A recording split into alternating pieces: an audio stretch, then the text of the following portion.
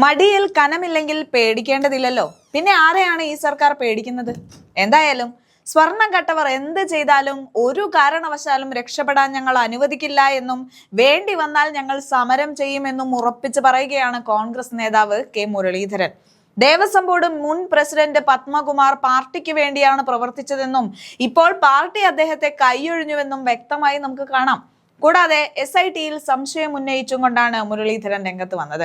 അതുപോലെ സത്യസന്ധമായി അന്വേഷിച്ചാൽ മുഖ്യമന്ത്രിയുടെ കോപത്തിന് പാത്രമാകുമെന്നും അത് അവരുടെ ഭാവിയെ ബാധിക്കുമെന്നും അന്വേഷണ ഉദ്യോഗസ്ഥർ ഭയപ്പെടുന്നുണ്ട് എന്നും രണ്ടുപേരിൽ മാത്രം അന്വേഷണം അവസാനിപ്പിക്കാനാണ് ശ്രമം നടക്കുന്നതെന്നും എന്നാൽ കുറ്റക്കാർക്കെതിരെ നിയമ നടപടി വേണമെന്ന നിലപാടിൽ ഉറച്ചു നിൽക്കുന്നു എന്നും അദ്ദേഹം വ്യക്തമാക്കുകയാണ്. എന്തായാലും മുരളീധരന്റെ ആ വീഡിയോ നമുക്കൊന്ന് കണ്ടു നോക്കാം. ഏതായാലും ഞങ്ങൾ തുടക്കം തന്നെ പറഞ്ഞാണ്, ഞങ്ങൾക്ക് ഈ സ്പെഷ്യൽ ഇൻവെസ്റ്റിഗേഷൻ ടീമിനോട് വിശ്വാസക്കുറവുണ്ടായിട്ടല്ല. പക്ഷെ അവർക്ക് നല്ല പരിമിതിയുണ്ട്. കാരണം സത്യസന്ധമായിട്ട് അന്വേഷിച്ചാൽ തന്നെ അവർക്ക് അവരുടെ ഭാവി അവതാളത്തിലാവുന്നുള്ള ഭയമുണ്ട്. കാരണം മുഖ്യമന്ത്രിയുടെ കോപത്തിന് പാത്രമാവുമെന്നുള്ള ഒറ്റ കാരണം കൊണ്ടാണ് ഈ രണ്ടുപേരിൽ അന്വേഷണം അവസാനിപ്പിക്കാൻ നോക്കുന്നത്. ഞങ്ങളത് ആദ്യം പറഞ്ഞിട്ടുള്ളതാണ്. ഞങ്ങൾ ഇക്കാര്യത്തിൽ കോംപ്രമൈസ് ഇല്ല. ഇതിൻ്റെ പിന്നിൽ പ്രവർത്തിച്ച എല്ലാവരെയും നിയമത്തിൻ്റെ മുമ്പിൽ കൊണ്ടുവരണമെന്നാണ് ഞങ്ങളുടെ നയം. അതനുസരിച്ച് ഞങ്ങളിത് ഇന്നിപ്പോൾ വിജിലൻസ് കോടതിയുടെ ഒരു ഇത് വന്നിട്ടുണ്ട്. ഏതായാലും സർക്കാരിൻ്റെ തുടർ നടപടികൾ പരിശോധിച്ച് വേണ്ടി വന്നാൽ ശക്തമായിട്ടുള്ള സമരം പാർട്ടി മുന്നണിയും നടത്തും. ഇത് സ്വർണം കട്ടവരെ ഒരു കാരണവശാലും രക്ഷപ്പെടാൻ ഞങ്ങൾ സമ്മതിക്കില്ല.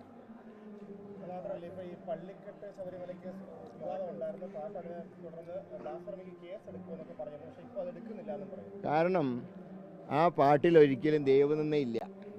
പോറ്റിയെ കയറ്റി സ്വർണം കെട്ടുമെന്നാണ് പറഞ്ഞത്. അതിനെയാണല്ലോ ഉണ്ടായത്. അതല്ലാതെ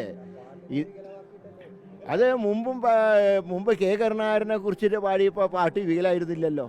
അന്നുണ്ടായിരുന്നല്ലോ. അന്ന് കലാവാൻ മണിയെ കൊണ്ട് പാടിച്ചു. പക്ഷേ കെ കരുണാകരൻ ആസ്വദിച്ചു. അദ്ദേഹം അതൊക്കെ ആസ്വദിക്കുന്ന ആളാണ്, വിമർശനം ആസ്വദിക്കുന്ന ആളായിരുന്നു. ഇപ്പോൾ അവർക്ക് അതിന് കഴിയുന്നില്ല. അതാണ് കുഴപ്പം. ഏതായാലും എന്തുകൊണ്ടാണ് സർക്കാർ പിന്മാറാൻ തീരുമാനിച്ച്? കാരണം ഉദ്ദേശിച്ച കാര്യം നടക്കില്ല എന്ന് ബോധ്യമായിരുന്നു. ഏതാ തീർച്ചയായിട്ടും ഉണ്ടാവും. അതുകൊണ്ടാണ് സ്റ്റക്കായി നിൽക്കുന്നത്. ഞങ്ങളിത് ആദ്യം സൂചിപ്പിച്ചാണ്, ഞങ്ങൾ ആ ടീമിലെ അംഗങ്ങളെ ഞങ്ങൾക്ക് വിശ്വാസമില്ലാഞ്ഞിട്ടല്ല. പക്ഷെ അവർക്ക് പരിമിതിയുണ്ട്. കാരണം സത്യസന്ധമായവർ പ്രവർത്തിച്ചാൽ അവർക്ക് മുഖ്യമന്ത്രിയുടെ ചുവന്ന വരയ്ക്കും. അങ്ങനെയാണല്ലോ മുൻപ് ഉണ്ടായിരുന്നത്. ഏതാ ആരന്വേഷിച്ചാലും കോടതിയുടെ മേൽനോട്ടമാണ്. ഇത് ED അന്വേഷിക്കണമെന്ന് പറയാൻ കാര്യം ഞാൻ മനസ്സിലാക്കുന്നത് ഇതിന് അന്തർദേശീയ ബന്ധങ്ങളുണ്ടെന്നാണ് പറയുന്നത്. അപ്പോൾ പിന്നെ ഈ SITനെ കൊണ്ട് നടക്കില്ല. അപ്പോൾ അതിനെ ആ സ്പിരിറ്റിലെടുക്കുക. ഞാൻ പറയുന്നത് മടിശീലയിൽ കനമില്ലെങ്കിൽ കള്ളനെ പേടിക്കുന്നതിനാ. ഏത് അന്വേഷണം നടക്കട്ടെ, പക്ഷെ കോടതിയുടെ മേൽനോട്ടം ഉണ്ടാവണം. അല്ലാതെ ഒരു അന്വേഷണ ഏജൻസിയോട് ഞങ്ങൾക്ക് വിരോധവുമില്ല, എന്നാൽ വിശ്വാസവുമില്ല. അതുകൊണ്ട് കോടതി മേൽനോട്ടം വഹിക്കട്ടെ.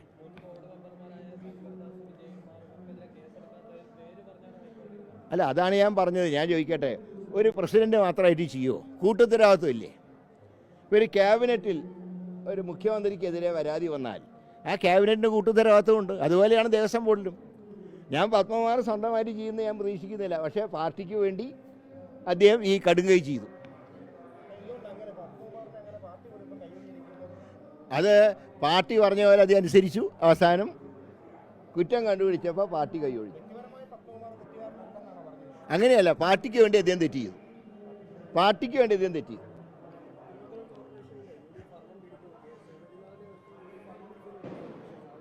ഇല്ല, ഞങ്ങൾ ജനവിധി ഞങ്ങൾ അട്ടിമറിക്കാനില്ല. ഇപ്പോൾ ഏതായാലും ഒരു തെരഞ്ഞെടുപ്പ് കൂടെ ജനവിധി അട്ടിമറിച്ചിട്ടില്ല. ജനങ്ങൾ LDFനെതിരായിരുന്നു. എന്നാൽ ഞങ്ങളെ ഭരണം ഏൽപ്പിച്ചിട്ടുമില്ല. ഞങ്ങളോട് പറഞ്ഞിട്ടുള്ളത് ക്രിയാത്മക പ്രതിപക്ഷമായിട്ടിരിക്കാനാണ്. ഞങ്ങൾ അങ്ങനെ തന്നെ പ്രവർത്തിക്കും.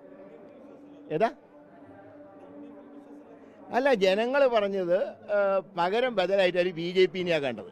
ഞാൻ ഒരു കാര്യം പറയാം, അവർ ഭരിച്ചാൽ എത്ര വരെ ഭരിക്കുന്നത് ഞങ്ങൾക്കറിയാം. നേരെ മറിച്ച് ഭരിക്കാൻ സമ്മതിക്കാതിരുന്നാൽ അതിൻ്റെ കുറ്റം മുഴുവൻ ഞങ്ങളുടെ തലയിൽ വയ്ക്കും. ഇപ്പോൾ സുരേഷ് ഗോപി MP ആയിട്ട് വന്നതുകൊണ്ടാണ് തൃശ്ശൂർ കോർപ്പറേഷൻ ഞങ്ങൾ ജയിച്ചത്. അതുകൊണ്ട് ഇത് 6 മാസം കൊണ്ട് തന്നെ ഇത് എന്താ പറയേണ്ടത്, എല്ലാം മിഥ്യയാണെന്ന് ജനങ്ങൾക്ക് ബോധ്യപ്പെടും. അത് ബോധ്യപ്പെടുത്തുക, അതാണല്ലോ. അതായത് CPMന് ബദലല്ല BJP, CPMന് ബദൽ UDF ആണ്. അതൊരു യാഥാർത്ഥ്യമാണ്. ഇപ്പോൾ തന്നെ ഈ BJP വലിയ മുന്നേറ്റം ഉണ്ടായതെന്ന് എനിക്ക് അഭിപ്രായമില്ല. ഉണ്ടെങ്കിൽ ജില്ലാ പഞ്ചായത്ത് ജയിക്കണ്ടേ? ഈ കേരളത്തിൽ ഇത്രയും ജില്ലാ പഞ്ചായത്ത് ഉണ്ടായിട്ട് ഒന്നാ ജയിച്ചതാകെ. അതിൻ്റെ അർത്ഥം എന്താ? കോർപ്പറേഷനിലെ പ്രത്യേക സാഹചര്യം കാരണം കൊളാക്കിയപ്പോൾ അതിൻ്റെ കുറച്ച് ആനുകൂല്യം കിട്ടി. ഇനിയിപ്പോൾ ഏതായാലും അടുത്ത 13-ാം തീയതി 12-ാം തീയതി കോവളത്ത് ബൈ ഇലക്ഷൻ ഉണ്ട്. അവിടെ ഞങ്ങൾ ജയിക്കും. അതിനുശേഷം ബാക്കി കാര്യങ്ങൾ ആലോചിക്കാം.